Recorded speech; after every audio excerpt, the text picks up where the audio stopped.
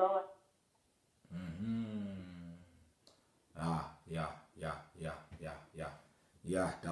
Tapanzwa. Saka ko kune uyu kola wedu pachichemo yatotaura kuti anenge achibva atonzi auzorore kana kunyimwa chikafu, mungadi kumupawo advice yekuti kudii? Aiwa, apa vanhu vari kuita zvakaipa, that is not even good. Kana munhu achishanda anofanira kuzorora, because akasazorora achashanda sei? Isusu kubasa kwacho chaiko inai, remember kana ndiri kubasa nguva dzangu dzikakwana, kana ndichiita zvangu ndinogona kungosiyira ipapo. Totozozviona mangwana. Saka I just say kuti zvaunoitawo kubasa kwako chiitawo ari pamba pako. Ende pane chinhu chandakaona chokuti ukabata munhu anokusarira nevana kana kuti nemba yako zvakanaka, zvine ropafadzo yakanyanya. Matestimonies even nevamwe vandakambogara navo vaindishandira, zvaize kutopedzera zvekuti vanhu vaitozopedzera kungoti ihama yangu, zvachitombotauva nomwe kola kuti kana ari pamba it's just like another mumwe auya mumba mumhuri, zvaize kuti we are one, we are part. Akafirwa tinochema naye, akafara tinofara naye. That's true. Tinotenda zvikurusa. Hello. Yes, ndiri kunzwa. Tinotenda zvikurusa necontribution yenyu. Thank you. Okay.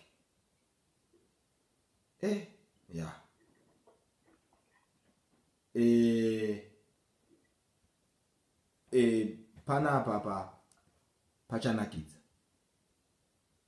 pachanakidza pano. Ndiri kuona kuti nyaya tinayo panapa ikai inoda kuti tese tinzwe tine maonero akafanana. Ndaona Febi anga ataura kuti haasi kunzwa. Ndamubvunza kuti wazinge wonzwa here Febi? Then alright. Munhu ngaafoni dzanguva 2 hours dzakwana. I think ndatinzwe pane mumwe munhu maybe angade kufuna pane ndamboinvita Clemens Kawenya. Ndaona ungapinda apa ndikati kandimbova invite kuti timbonzwa kuti vadi varume ndikumbodawo murume 1 havari kunzwa murume 1 anogona kumbofona kana kuisa voice note, maybe hauna mabhando akakwana ekufona, wongoisa voice note panhamba dzakapinwa idzo uchitaurawo mafungiro ako sababa vemba. Ndoziva hangu kuti usually nyaya dzemamaid dzatipindire but papinzwa apa kasingapere kuti izvo kune vamwe ana baba anomirizika unge mweya wechinhu. Timbonzwa kuti zvakamira sei. It's a very sad. Vanhu vari kukomborena network. Ndadzoka mutsadima achikomborena network iri kuita seiko vanhu mazuva ano. Ndofunga inyaya yese yemvura, especially kuna Zimbabwe ndanzwa kuti kuri kunaya zvisingaite. Saka ndonga nyaya yemvura ndio inogona kunge iri kuaffecta vanhu. Can we hear amen before we close for the day? Because tomorrow we are going to continue nenyaya iyi. Because ndine a lot of my messages apa. Kuti timaverenge iye zvinezvi azviite mushe. Kune vaya vafona whether uri kushanda pakanaka pauri kubatwa mushe, but you have my friends, even kwete nekuti uri kuziva kuti ndo magariro akati whatever, please kindly invite them to join the show. Or vamwe kana vasina access yekuzojoin a show, give them number yakapinwa iyo, vasende messages avo kana voice note avo vachitaura situations avari kusangana navo. Tinoma-play pano. Mangwana I'm going to continue with the same topic. So please, kune vese vanga vauya pachirongwa nhasi, vari pachirongwa nhasi, une vanhu vaunoziva vari in the same ningirikini. Sure network Shalini ndadzwa kudaro. Shalini, invite other people, even give them number yeshow iyo, vafone mangwana kana kusenda voice notes vachitaura the challenges dzavari kusangana nadzo. Thank God kuti iwewe iye zvinezvi currently zvese zviri right, but wakambosanganawo nema-challenges. But masawira vako wana madhumbe vauye vataurire angone the whole world zvavari kusangana nazvo. Like what I said, the idea of the topic is not to try and expose hunhu wakaipa ungadaro uchiitwa nana Madam Boss, no. But the idea of the show ndeyekutry kuti angojuju vanzwewo vana madhumbe vasiri kunzwikwa. Iyo inenge ya decision yenyu imi madam boss kana musingachade kuchinja. Madam boss muri kushandirwa na domestic worker. Zvakwa muri kudecide kuti mochi adjust here muita zvakanaka kana kuti mochingonyarara musiya zvakadaro muchingojinirira umwe mwana umwe munhu. But muzive kuti upenyu ivhiri, muzive kuti upenyu ibhora. Hunobounce pano, hunobounce apo. Rimwe remazuva munogona kuwanikwa muri pasituation isingaite ende wamuri kuti made iyeye ndiye anenge apa position of authority. Munonyara, munoshaya help nekuda kwekuti munenge maakunyara, munenge munyara. Saka ndikumbodawo baba 1 afone. Baba 1 ndafone, baba 1 anozviti baba. Ungofonawo iwo umbotaurawo mafungiro ako. Good. That's very good. Kana uri kufara nepabasa pako. But I know that you might know other friends who might want to share their experiences. Ndo vatiri kuda kuti vandikuda kuti upe reference, uva refer to this number with their issues. Vamwe vachitya kana kuti vachinyara kana achitya kuti voice rake rinozonzwikwa mudzi kuti ataipe panhamba iyo yedu yeshow. Otaipa ndine about 3 more messages but ndati handikadziverenge nhasi ndisina kuita justice. Rekati tange mangwana pacha but ndandichida kuti tisatapedza chirongwa zvanhasi. Ndandichida kuti zvo timbodedza mumwe murume, chero murume anomboyoso umbotiudzawo your point of view from the shoes of a man. Uchinzwa mumwe mukadzi achichema achicomplaina like this, how would you feel? You might be there, you are a man who is watching the show right now. How would you feel when such a thing is happening? Dari mukadzi wako ari kushanda kwaari kubatwa like this, how would you feel? Uri koko, uri baba wakateera chirongwa. Oh, all right, you are just a man. How would you feel? Because inini nyaya hombe iri kunyanya kundirwadza. Inyaya kuti koseiko tichitadza kubatana semaZimbabwenzi. Ndazhinji munhu abatwa rafu nemumwe munhu. Tinogona kuzongowanda nemumwe munhu kune imwe nyika. Tinogona kuzongowanda tichiti pamwe inyaya yelanguage or maybe zvazoita nyaya yeracism or tribalism whatever, which is not good after all. But kana ari munhu wokumusha, utsinye neusimbe neuroyi zvakaipa bata mwana womumwe munhu rafu just because uri kumupa mari kupera kwemwedzi. Pamwe Mwari vatoropafadza nemari iyoyo kuti uextendewo a living kuanother family. Iwo wakutorwadza uda kuti anyasofila kuti ashandira mari yangu, kuti ndamushandisa. It's very bad. I will do more interviews and more researches on kuti vanhu vauye vataure why angojuju vadango expose zvinhu zvakaipa.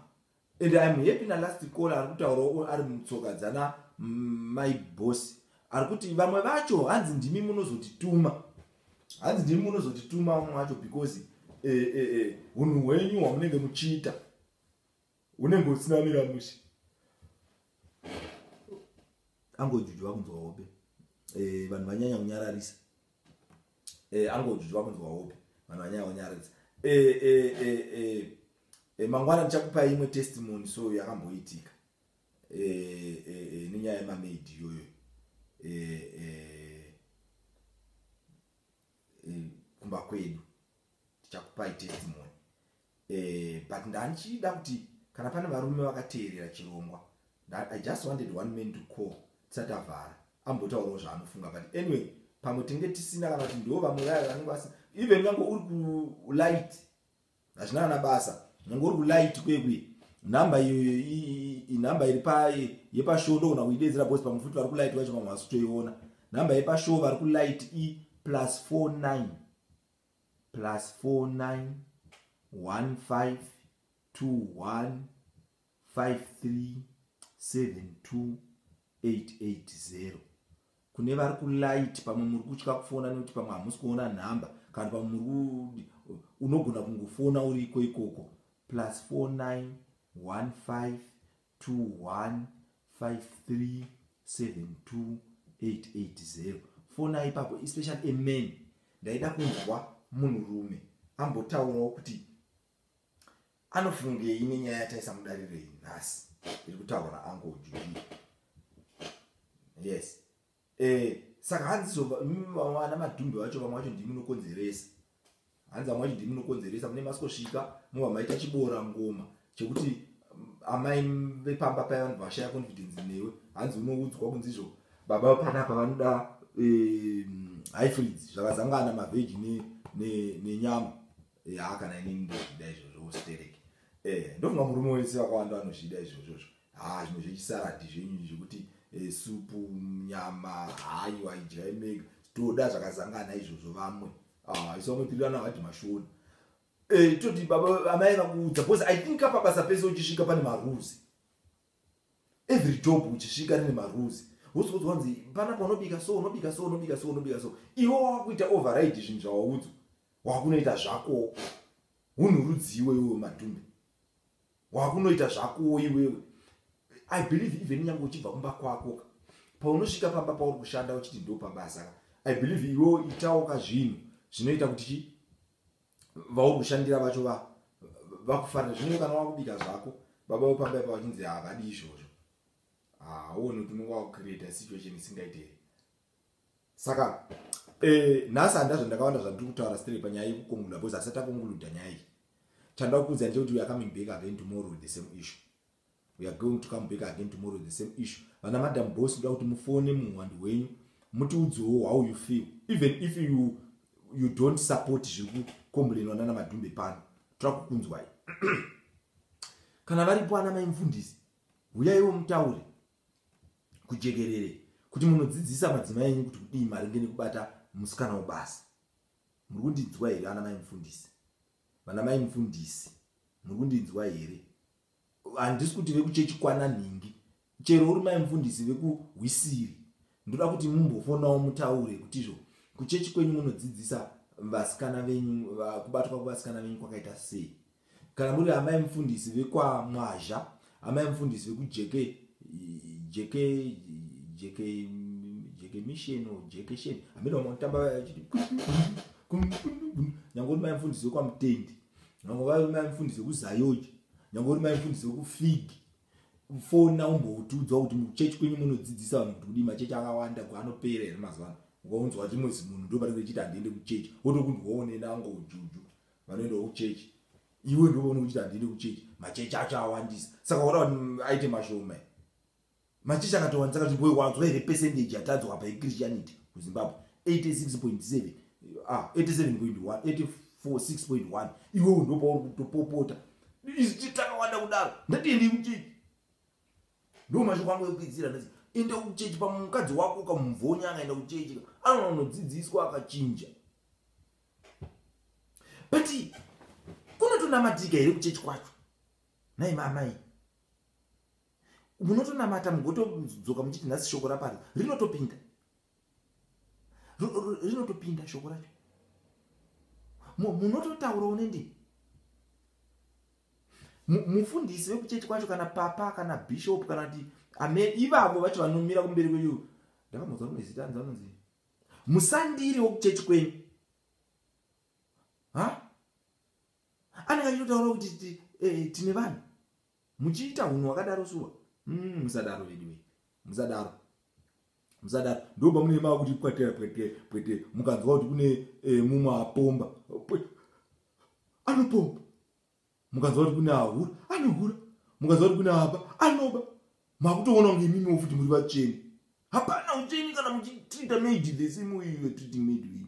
Hapana ndango juju ndotozvitaura pano ndosina munhu andikudedza vana baba zvimwe kuti vasapoti ndikutaura kuti pane musiyano here mukadzi ari kuwachisa maid machira apukutiswa tsonyeni nemunhu apomba. Hapana kwese kutadzira Mwari ndizvo bhaibheri rangu randakamboverenga inini ndozvaraitaura kuti chiva hachina grade because munoda kutograda kuti grade 1 yechivi grade 2 yechivi grade 4 kune madegree yechivi ndo zvinoita kuti muzobata mamaid enyu zvisiri zvezvozvo, madomestic workers enyu zvisiri zvokuti munoenda kugrade. Ini ndiri kudzoka niyai mangwana, handikunyeberei pafeya mangwana, ndiri pano futi niyai ndechidya moto, ndechidya moto mangwana, but ndichidya moto wacho ndiri pa no strings attached, ndechingotaura chete chokwadi. Saka ndiri kudzoka mangwana, but handikanganwa kukutendai nyange muri kubata mamaid enyu zvisirizvo. Ndokutendai tereke nekuti muri kuuya panapa kuti chirongwa chifambe. Saka regerai chete kubata mamaid enyu zvisirizvo, bati pachirongwe kuti chirongwa chifambe chofanira chine amai vari kubata maid wavo zvisizvo, tovatsiura pano. Maid ari kuita basa rokudya serera kire mwana, tomutsiura pano. Baba vari kumirizika kumashure kwamaid unge mweyo china. Ndiri kutokuudzai nhasi kuti ibvai mazviregera. Imi zviregerei baba imini, imi baba imi makanditarisa, imi hamunyari kubva kubasa uya uzoswera muchisonana namaid. Asi kubasa ndimune muchisono, makuya uzosonawo maid, kushaya kwokupedzera shungu. Ko kusosvika muzvigarira pasofa mutanga kuona mudhenge kana kutanga kuona Tom and Jerry. Zvakatonaka. Pane kuzvira makutori manipulate aya wazoisa pai, chakati wazoisa pai, imotidzikisirisawo imi. Mutikwanire, munotidzikisirisa. Shuwa baba mutswere muchiita zvinhu zvakadaro shuwa. Baba mouya muswera kuswera makufemera mugodzi maid. Mabasa emamai. In fact inini ndoziva kuti baba mvanotombopindira madhiri ame, ndikatopindira kana ndatoona kuti madhiritiro acho akuitwa maid anyanya. Ndoba ndikatopindira, but still futi unofanira kutopindira une magrovos nehelmet nenjombo zvesafety. Because amai vanogona kujamba kuti saka makumureverera on which grounds. Saka dzinonetsa, nyaya dzana maid idzi dzinonetsa. But ini ndangoiti chete ngatidzidzei kubata mamaid zvakanaka, kuti madomestic worker ngati mabate zvakanaka. Because munojova kunon'ona maguta sadza rapikwa neweti. Ndatsunga yanga ichivavira zifodya riri kuvavira raitundirwa weti, because hamuna hunhu kuti anokufikisa ino ndopamunonzwa aitaura kuti hai nhasi ndakaguta. Beware kana maid wenyu aita takaguta, munobata sei? Nemvura chaiyo munoita nhungo dzekusunga kuenda kunotora mvura yekunwa. Sisiwa mbweshe ndosina makuita zvimabhodhi zvinenge zvinguruve. Maid zvakanaka, but chirega kumubata kunge nhapwa, chirega kumubata kunge nhapwa maid iye. Saka unenge wakuti sisiwo wotofunga zvinoshamisira zvinon'ona, munotima mvura saka unoichera zvake muchemba weya ukupai, ende you are so dull futi kuti muzvinzwe kuti mvura yabva muchemba. Saka handisi kureverera mamaid anoita utsinyi, but handisi kureverera futi vana madambosi vanoitira mamaid utsinyi. Toda kumbostrike odhiri, timbozikanwa nechinhu chakanaka maZimbabweans kuti tinoita zvinhu zvakanaka. Ndaramba inini muZimbabwe ndanobatirira muZimbabwe, especially kunze kwenyika. muZimbabwe unofanira kutoda mumwe munhu mana upenyu haumbozivi kuti in the next 10 years zvinenge zvakamira sei. Zvichida maid yeso unomusvikira ari paposition of authority, unomusvikira ari paposition of authority, unoita sei?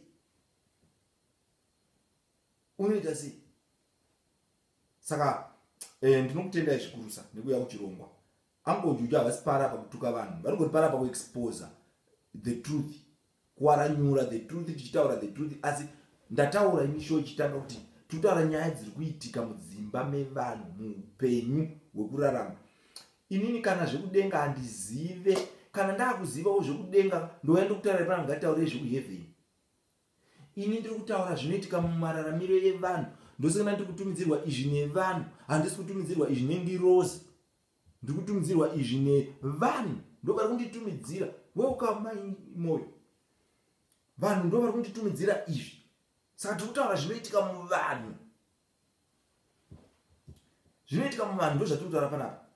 Nezuro I slept very late, phone yaita kulezo mamessage nepafoni iyo yebasa yepano vanhu vachiuya nenyaya idzodzo kuti mudhara thank you mudhara nyaya dzamuri kutaura idzi ndo nyaya ndo chinhu chiri kuleka musocial media yedu kuti taurira nyaya dziri balanced ndikatoti dziri balanced ndati zvanzi saka vari kuuya hobho zvekutika nyaya dzacho dziri kuuya soka maonera ndiri kutomboita especially mufestive season muno vanhu havazorora kana program ichambobhunyiwa so kuti tenge tikutongoti yatouya so nhasi ndekunzi baba vazodai yatouya so ndekunzi zvakadai yatouya ndekunzi zvakadai pane marequest hope apa marequest hope.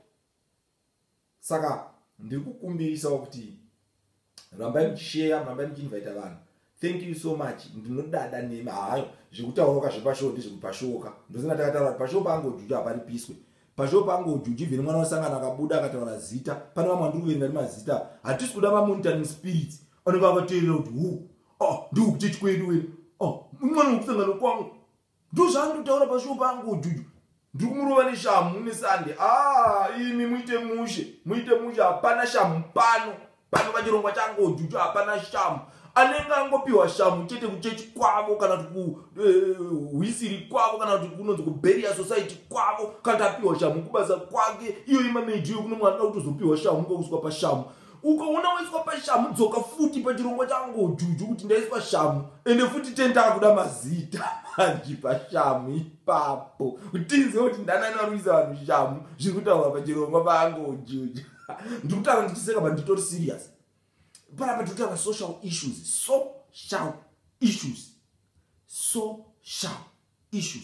zviri kuaffecta vanhu maimoyo vaseka. Ndiri kutaurawo zvine musoro here maimoyo pamwe ndiri kutaura chokwadi nai tingazobva tarovana neshamu here nyaya dzepa social issues yaangu ujuju. Ndingotaura kuti zvinhu zvigadzirike. Pane vari kutobatsirika, ndo chinhu chandiri kutenda nacho Mwari. Pane vari kutobatsirika. Sunday ndotoenda kuchechi kwedu ndichatonomira pamberi ndichitotenda kuti ndoda wangu kutenda Mwari. Ndangotanga kwa program so ningofunga ndike ngwe ita kuti ndibatsirewo vanhu 2 or 3 but ndiri kutonzwa kuti chaunga chiri kuchedzera kuti muri kuti batsira. Ndafara stake so ndichisirwa message nasekuru vangu vaya vandamhorisa nezita pa Joza pa sekuru Owen sekuru vangu mwana wanzadzi yamai vangu chaichasanda mai vangu futi ivavo vachimutaurira so sekuru Owen kuti muzukuru you are doing a great job, I'm supporting you. Saka uri kuona kuti sekuru vari kundisupport, hanzvadzi yavo amai vangu vari kundisupport, mukadzi wangu vari kundisupport, shamwari dzangu dziri kundisupport. Saka iwewe kana usinoda kundisupport ndizvo zvako but at least zviri kuita. Pane vari kutoona kuti zviri right zvatiri kuita. Saka nemukuti ndiri kungweti ngatirambei takabatirana kuti tigadzirise zvinhu tichitaura so mahara pachena. Ini ndinongonzwa kufara. Dai muri kumboziva mafariro andiri kuita so mazuva ano ndine peace because ndiri kunzwa kuti ndikanorara so ndiri kurara kunge mwana mucheche because mandiri muri kunzwa kuzara, muri kunzwa kuva complete kuti ndine munhu wandabatsirawo nhasi, ndine munhu wandabatsira. Haungafariwo here ukadokesa zuva uine munhu wawabatsira. Ndinoziva kuti pakati pesvondo ndirege kutaurisa kuye kwataurwa naticha wangu nezuro kunzi Juju aitaurisa kuchikoro ndirege kutaurisa but chandoda kungokurudzirai ndechekuti dananai idai one another. Tiri nguva yecorona yataurwa nemwe mukola kuti tikunzi tiavoid nepese patinogona napo mafluids. Akomana itai zvamunoita mubedroom menyu pamunongomuka amai musati muchinogeza kumeso takurai kachira kenyu muende munokageza ipapo mobva makayanika. In fact akafanira kutomboyanikwa mubathroom rinoshandiswa nevana. Ndakayanikwa mubedroom menyu private place semayanikiro amunogona kunge muchingoita bhurugwa renyu muda kuriviga nekuti rinenge risina kuchena nekuti rinenge rine kaburi muda kurivhara netauro. Ndozvitaura inini Uncle Juju ende hapana zvamunombondiita. Mabhurugwa enyu mukamawacha muda kumakavha nekatauro nekuti mune muchizati haana kuchena pakati hapane tsvina. Mune maandawe ababa venyu mune mazvinhu muda kuzvivhara nezvitauro but kachira kemubedroom ndo kamakuda kuti kawachwe nemumwe munhu kana makawacha muda kukayanika pachena. Mundiitire mushi maid munhuwo housemaid munhuwo ndati mundiitire mushi. Ndatopedza so zvanhasi ndakutoendawo kunorara. Imimi endaiwo munorara nekachira kenyu asi ndakasaenda kuvana uye ndakasaenda kuna maid. Mukangokaendesa kuna maid chete mangwana kuseni ndiri kunetsana nemi. Kuseni chakuya ndotomuka ndinetsana nemi. Imimi mukangokaendesa chete kuna maid kachira ikapo ndiri kunetsana nemi. Mukangokawacha mukayanika futi mubathroom inoshandiswa nevana ndiri kunetsana nemi. Ndiri kunetsana nemi. Ye pachirongwa hapana. Saka right takutoenda unorara. I love you so much. Handokudai mesa. Zvimwewo zvangu musazozviteedzera stereki. Zvinenge zviri zvekungoitawo kuti munakidze nekundibhiga. Ndokuonai mangwana. Same time tikudzoka part 2 of nyaya yamamaid, mahousemaids or madomestic workers versus vana madam bosses or mahouse bosses. Right. Murare zvakanaka. I think ndataura zvese. Continue to love one another. Continue to share chirongwa chedu ichi. Share.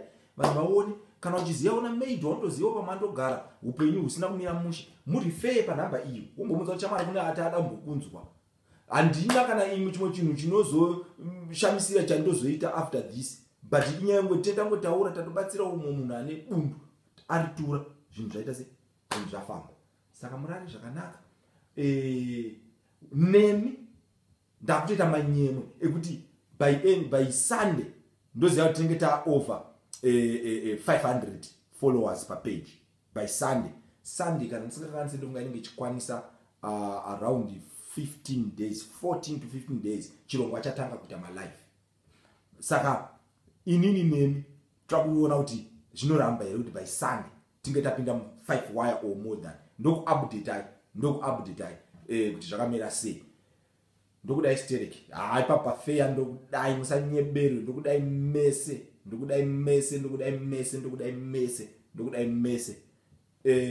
Vane zvichemo uyai kuinbox. Vane macontributions uyai futi nawo kuinbox. Vanodawo kuti tiite zvimwe zvirongwa zvamuinazvo nyangwe chisiri chenyu but munotoona nyaya munongofunga kuti izvo yakadai inofanira kuti itawo. Feel free to come. Angojuju vanoitambira. Thank you so much kune vari kuita izvozvo. Ndokuvhaliwa istereki ndoka muri kuona even maconversation andirizoita nemi after. I'm feeling very very much happy nemi. Thank you so much murare zvakanaka. Usakanganwa kunamata. Manzwa percentage yemaChristians kuZimbabwe. Inge uripo ipapo. Ingwe namata. Handabasa kuti uchanamata uchikura muzura, handabasa kuti uchanamata wakapfugama, handabasa kuti uchanamata uchipopota uchienda kona tukona yemba, handabasa kuti uchanamata wakatarisa mudenga kana wakadhuma pasi, as long as uruza kuti utaura namusiki wako. Thank you for coming to the show. Thank you for joining us. Thank you. We are in the corona season. Sanitize your hands. Yes, ndakazonzwa joke riri kutenderera kuti pamba chechi pamba kanyorwa ndizvo vachida kunyora kuti sanitize your hands. Mufundisi nonga vakatuma munhu anogadzira chibhodhi achimhanya ndovachazonyorwa kunzi satanize your hands. Mafundisi itai proof reading musati maita se maisa mabhodhi nemaposta pajekerere because vanhu vanotanga kufunga kuti kana takunzi tisatanize mahands edu ndeipi yakutambika. Don't satanize your hands, sanitize your hands and put on a mask and wash, make a warm bath. Woteerera zvinotaurwa nevanhu vanachiremba nevanhu vehealth vemuarea maunogara. Wozviteerera izvozvo zvinokukipa safe nekuti ndiri kuda more people pashow. Ndiri more people to come to the show. Tomorrow we are going on part B yechirongwa chedu ichi. Tichipfuurira mberi tichinzwa more about zviri kuitika muZimbabwe pamusoro pana Madhumbe nana Madam Boss. Ndiri kuvatsvagira zita ravo mani. Kana pana aneziva zita rana Madam Boss rineka kunakidza so ndinganenge kutuka so undiudzowo ndinyorere kuinbox. Murari zvakanaka. Ndokudai stereki. Ndini wenyu the 21st century ango juju ango judza ango kumba. Murara zvakanaka. I love you all. Sweet dreams.